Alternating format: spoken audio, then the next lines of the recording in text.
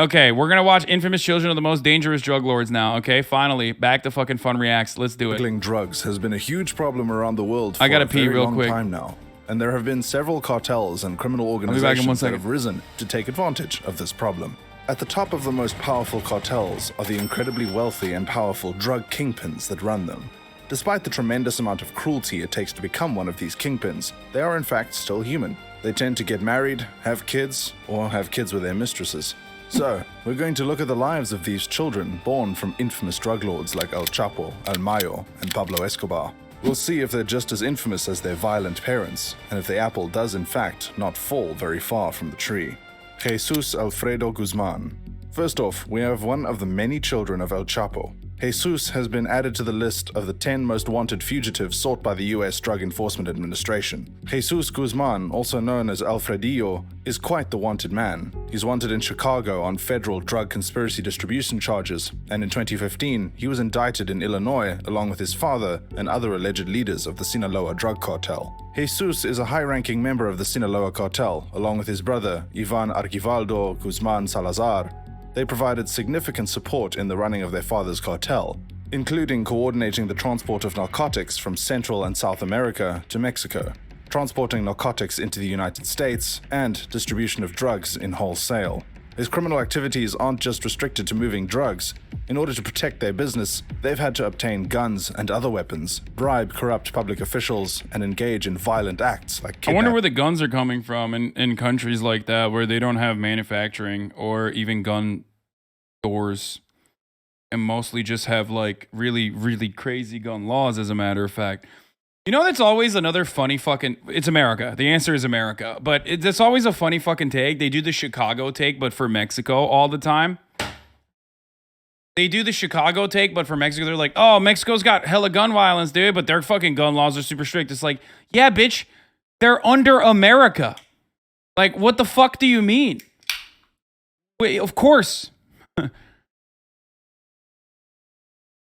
That's what happens. America is such a fucking dangerous cancer to the planet that, like, you know, pretty fucking hard to have any respectable law that you can fucking advocate for and regulate when you're right there.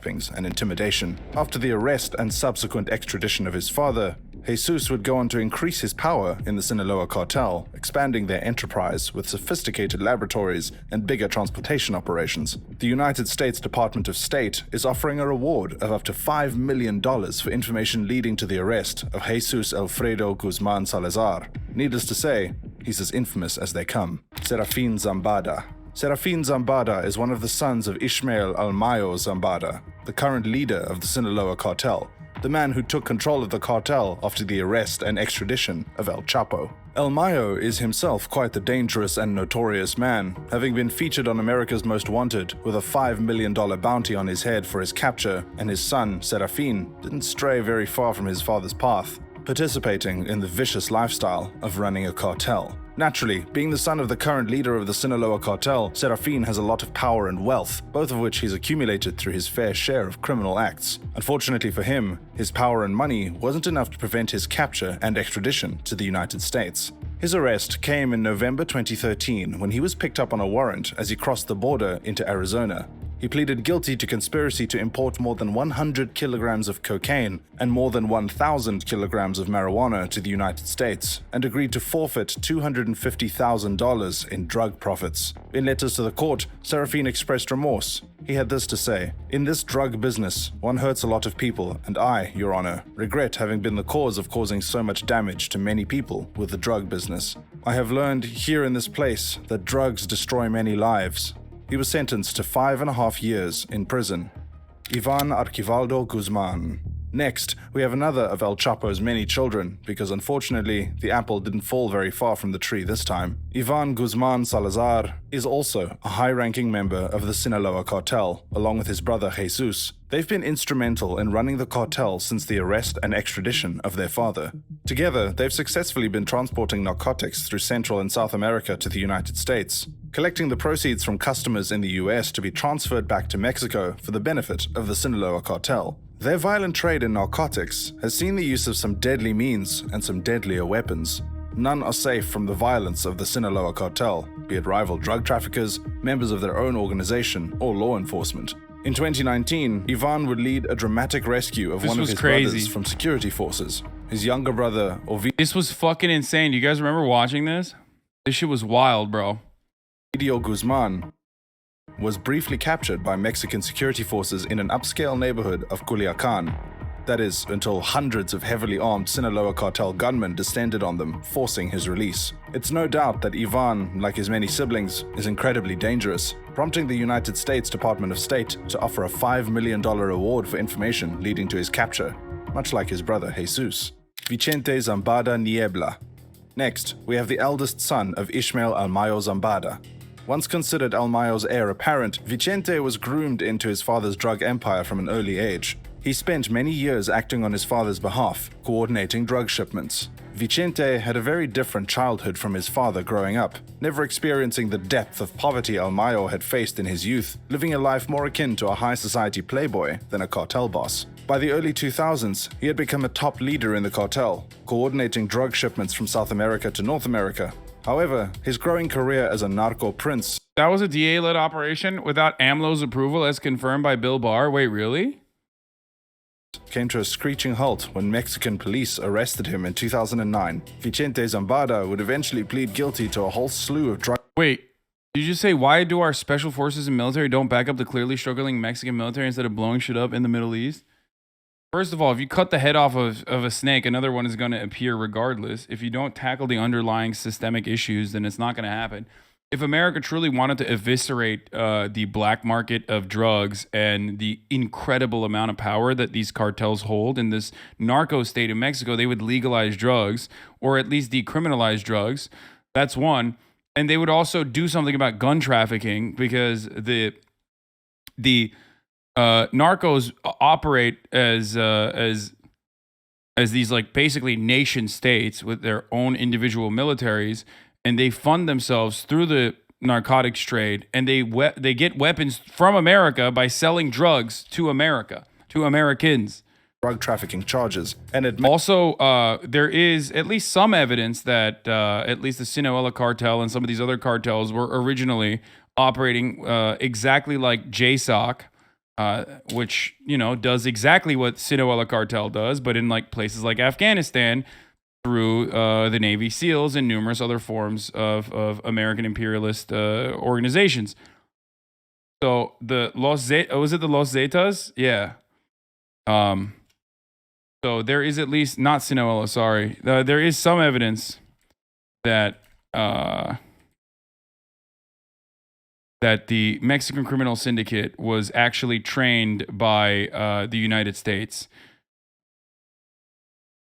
They learned their special forces techniques at Fort Bragg before waging a campaign of carnage. The Los Zetas did.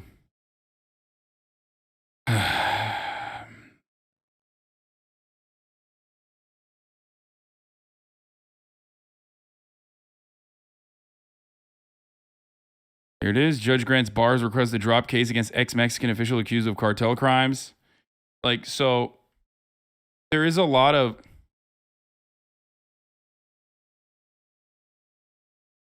Yeah, they were a special police force in the 90s. They got training from America's special forces.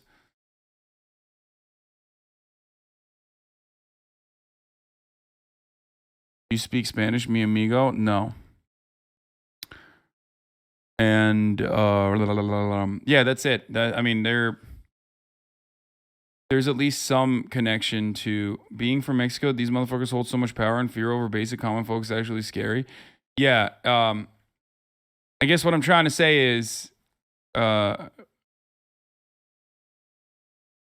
is more connections than you would assume or expect between Mexican cartels and the American government.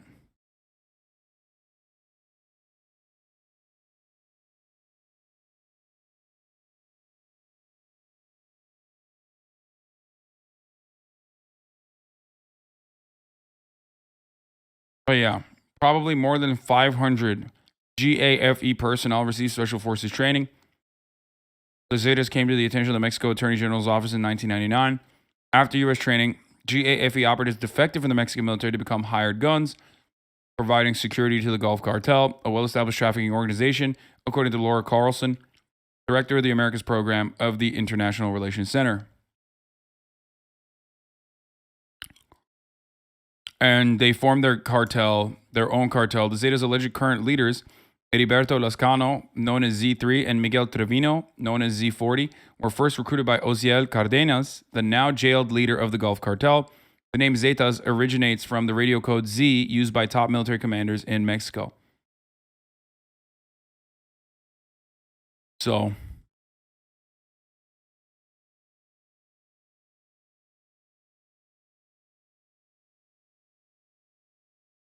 bro, if you ever stop streaming, you should become a college history professor. I guarantee people will pay attention to what you say, given how you present everything. No.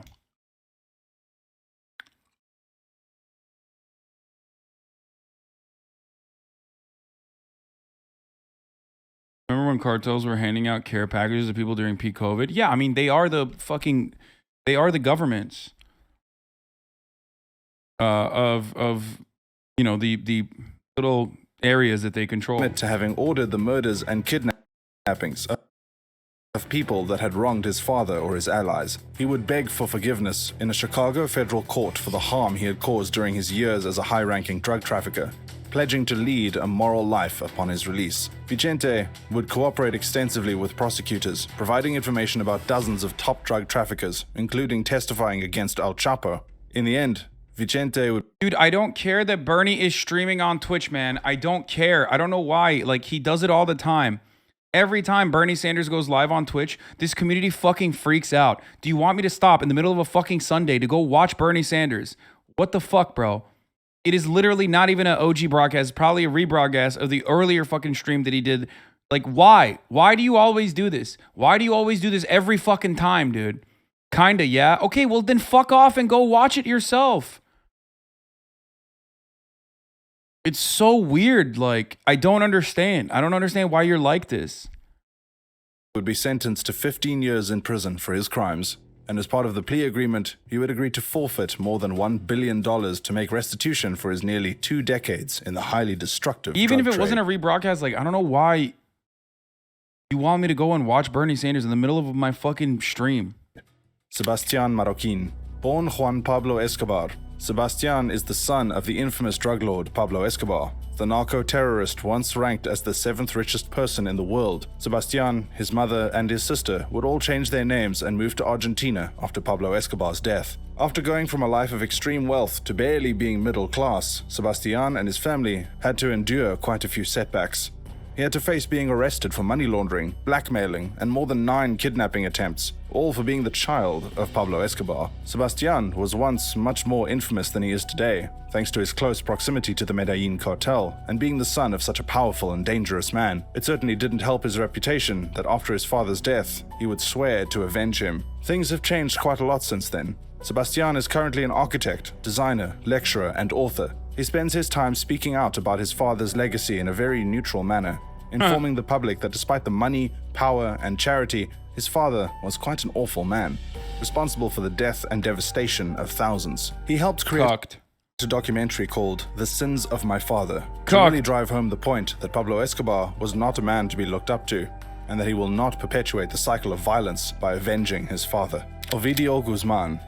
Yet another of El Chapo's kids to make the list. Much like the rest of his brothers, Ovidio has himself quite the criminal streak. Ovidio is also a high-ranking member of the Sinaloa cartel, along with his brother Joaquin Guzman Lopez. They function in high-level command and control roles of their own drug trafficking organization, the Guzman Lopez Transnational Criminal Organization, all under the umbrella of the... When you guys wanted me to watch this, I really thought that this was going to be like kind of showcasing their crazy lifestyles or some shit.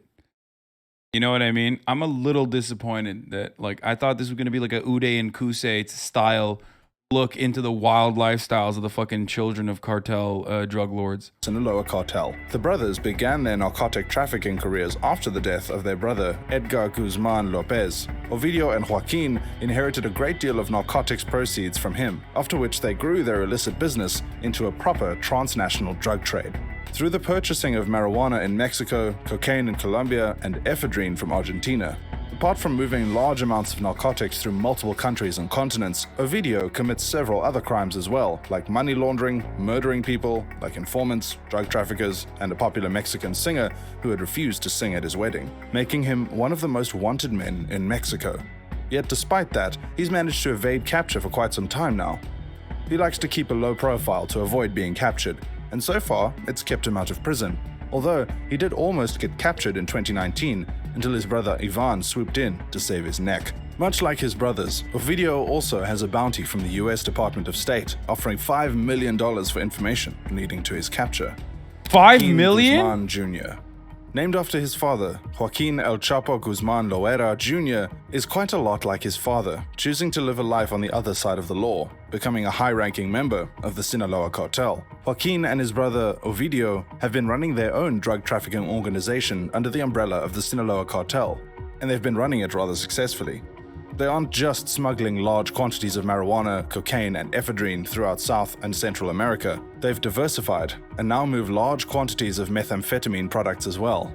The Guzman Lopez brothers are currently overseeing approximately 11 methamphetamine labs in the state of Sinaloa in Mexico, producing an estimated 3,000 to 5,000 pounds of methamphetamine every month, which is then sold wholesale to other members of the cartel or to US and Canadian-based distributors.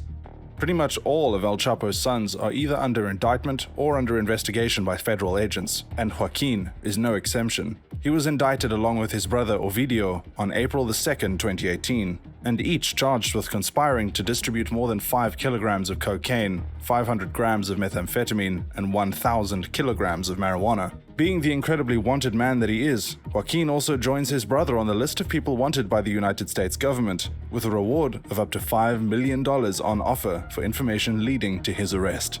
Alejandrina Giselle Guzman. Other than El Chapo's notorious sons, he raised a far less infamous daughter as well. And unlike most of her brothers who would follow in the footsteps of their father and continue to run the Sinaloa cartel, Alejandrina would follow a different path in life. Even though she isn't suspected of playing a part in running the family's drug empire, she's never been afraid to post pictures of her enjoying the good life her father's money and influence Yeah, that's got what I'm her, talking about. displaying her extremely extravagant lifestyle on her social media. Among the extravagances she enjoys is her huge mansion that comes with a private zoo. She has her own set of stylish guns and other weaponry, and oh my god! Loves to dress in designer outfits. All things considered, she's a typical rich heiress, the only difference being the illicit source of her wealth. Even though, officially, she remains on the good side of the law, seemingly staying a good distance from the Sinaloa cartel, she was once arrested in 2012. Alejandrina had tried to enter the United States using fake documents and was caught by the police in San Diego. This wasn't the most serious crime, and she was released rather quickly. With her close ties to the Interesting how the American government released the daughter of an infamous cartel boss. Because, you know, notoriously, the CBP is very quick to release, undocumented immigrants, Mexicans especially, coming over the border. Bro, she's single. Would you? No fucking shot. I'd get my dick chopped off, dude. Are you out of your mind? The cartel, we can only hope that this is the only crime she's ever committed. Which one of these children do you think is the most infamous of them all? And does the apple really not fall far from the tree? If you like this video, then you're in luck, because I've got another one for you right here. Yeah.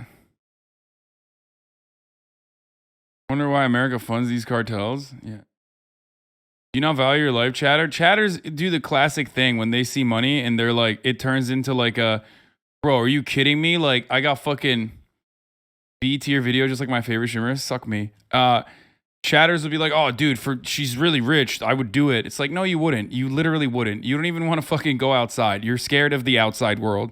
And you're over here fucking acting like you would publicly date like a terrifying individual, okay? Like an absolutely fucking terrifying individual.